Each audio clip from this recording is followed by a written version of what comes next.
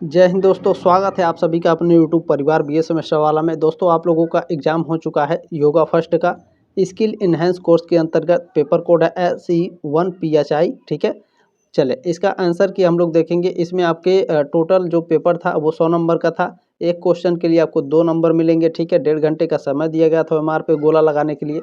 33 number ये passing marks है, ये बात आप लोग ध्यान रखेंगे। ठीक है, चले इसमें पहला प्रश्न आपका पूछा गया है, ध्यान से देखेंगे।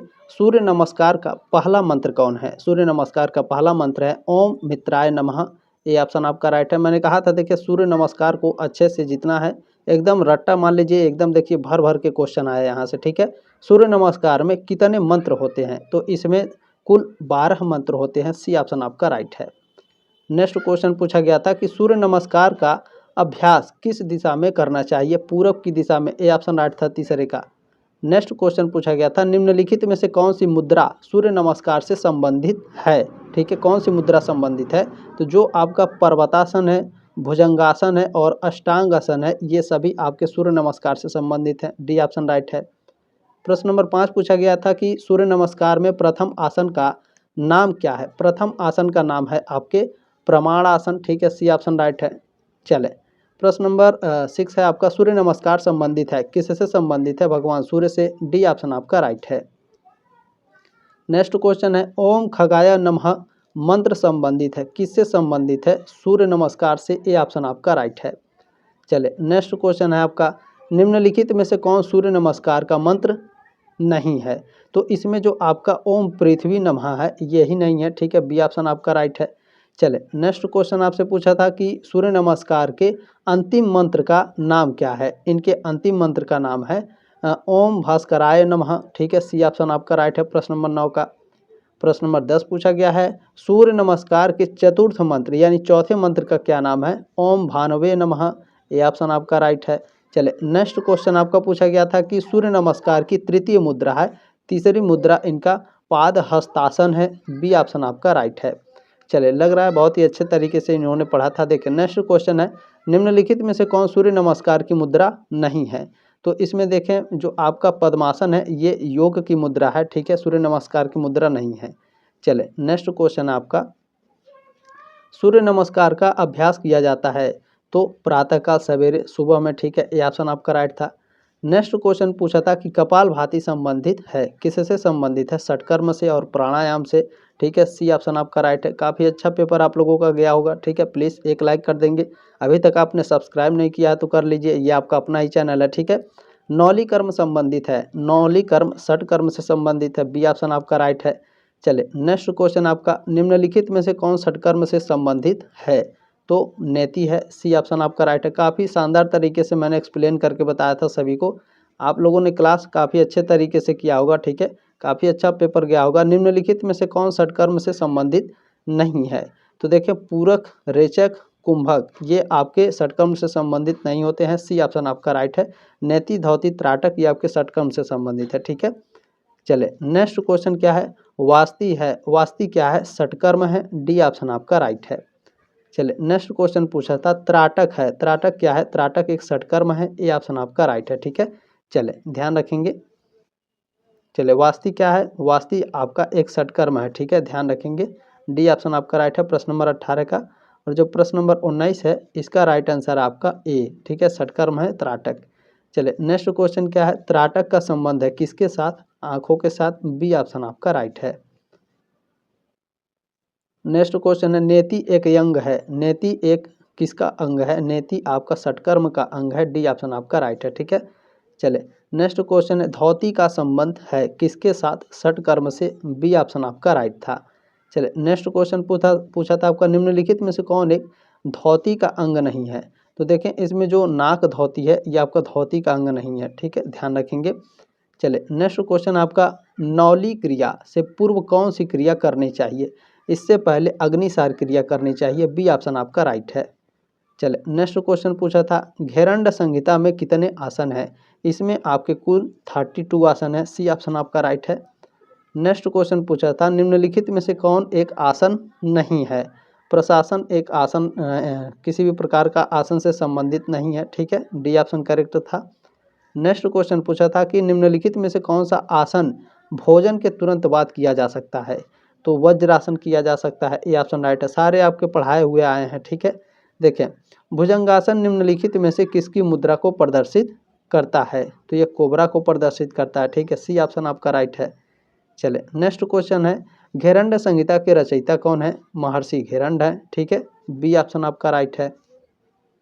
सारे क्वेश्चन बताए गए थे। घेरंड संहिता में वर्णित योग है। अच्छा, इस बार कुछ नए क्वेश्चन भी ऐड हुए हैं, हालांकि सारे क्वेश्चंस आपके नहीं आए हैं, ठीक है, ये बात ध्यान रखेंगे, लेकिन कुछ ज़्यादा ही क्वेश्चन आए हैं, ध्यान रखेंगे। जैसे आपके दीनदयाल उपाध्याय गोरखपुर विश्वविद्यालय वाले में जो पंडित दीनदयाल उपाध्याय जी जो हैं, उनके जीवन परिचय के बारे में मैंने बताया था, काफ़ी क्वेश्चन आए थे उसी तरह से, ठीक है।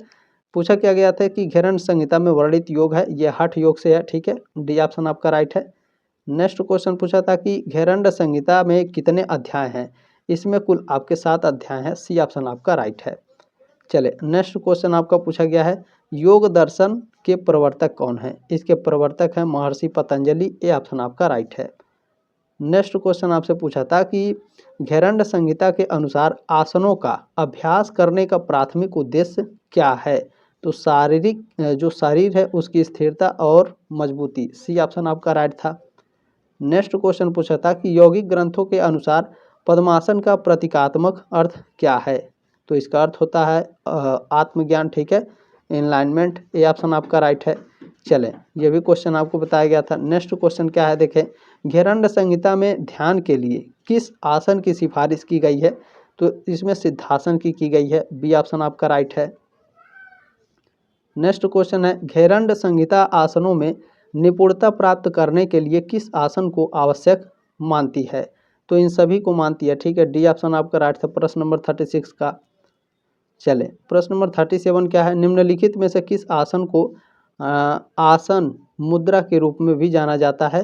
तो इसमें आपका जो सुखासन है इसको आसन मुद्रा के नाम पे जाना जाता है, बी ऑप्शन आपका राइट है 37 का। चले नेक्स्ट क्वेश्चन है, किस आसन में योगाभ्यासी दहाड़कर शेर की नकल करता है? तो ये आपका सिंहासन में है, डी ऑप्शन आपका राइट है। नेक्स्ट क्वेश्चन क्या है, देखें, इनमें से किस आसन को योग ग्रंथों में मुक्ति मुद्रा के रूप में जाना जाता है? तो सिद्धासन को जाना जाता है, ये ऑप्शन आपका राइट है। अच्छा, यहाँ पर देखेंगे आपका जो क्वेश्चन है, ठीक है, देखें कौन सा आसन मुद्रा के रूप में जाना जाता है? तो ये आपका सुखासन है, यही आपका यहाँ पर भी पूछा गया था, ठीक है। देखें, मुक्ति मुद्रा और इसमें आपका पूछा गया है, ठीक है, आसन मुद्रा, तो ज़्यादा अंतर नहीं है, ध्यान रखेंगे, ठीक है। तो राइट आंसर आपका है सिद्धासन, ध्यान रखेंगे, ये ऑप्शन आपका राइट है। चलें नेक्स्ट क्वेश्चन है, कौन सा आसन विश्राम के लिए अनुशंसित है और मगरमच्छ की मुद्रा की नकल करता है? तो इसका राइट आंसर था मकरासन, सी ऑप्शन आपका करेक्ट था। नेक्स्ट क्वेश्चन आपका देखें, किस आसन को हीरो पोज भी कहा जाता है? तो यह आपका वीरासन को कहा जाता है, बी ऑप्शन राइट है। नेक्स्ट क्वेश्चन क्या है, देखें, वीरासन किस गुण की निकटता से जुड़ा हुआ है? तो यह आपकी साहस और स्थिरता से जुड़ा है, डी ऑप्शन आपका राइट है। चले नेक्स्ट क्वेश्चन आपका, नाड़ी शोधन प्राणायाम का प्राथमिक उद्देश्य क्या है? इसका प्राथमिक उद्देश्य है नाड़ियों जो ऊर्जा चैनल है इसको संतुलित करना, सी ऑप्शन राइट है 43 का। चले नेक्स्ट क्वेश्चन आपका, किस प्राणायाम को धौकनी श्वास के रूप में भी जाना जाता है?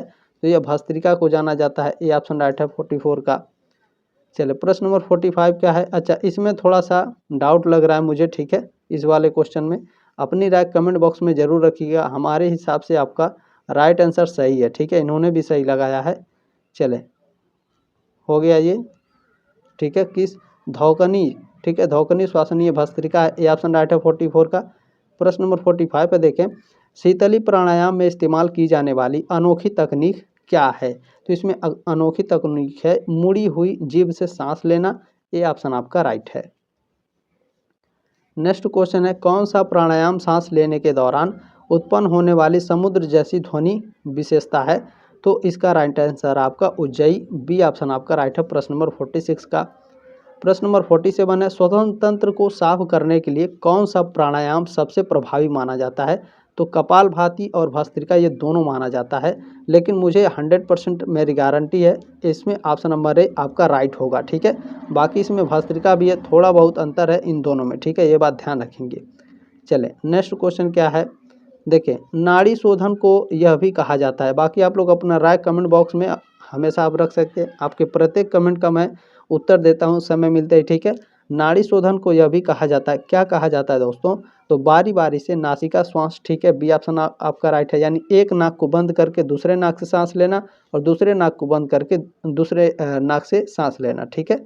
चलें अगला क्वेश्चन है, देखिए भस्त्रिका प्राणायाम विशेष रूप से निम्नलिखित के लिए प्रभावी है। किसके लिए, तो चयापचय को उत्तेजित करने के लिए, ठीक है। ए ऑप्शन उत्तेजित करने में ए ऑप्शन आपका राइट है, प्रश्न नंबर 49 का, ठीक है। चले ध्यान रखेंगे। नेक्स्ट क्वेश्चन आपका देखेंगे क्या पूछा गया था। देखिए प्राणायाम के अभ्यास के दौरान पूरक, कुंभक और रेचक का अनुपात क्या होना चाहिए, तो 1:4:2, ठीक है। ये ऑप्शन आपका राइट था, प्रश्न नंबर 50 का। जल्दी मिलेंगे आपके नेक्स्ट क्लास में, तब तक के लिए जय हिंद, वंदे मातरम।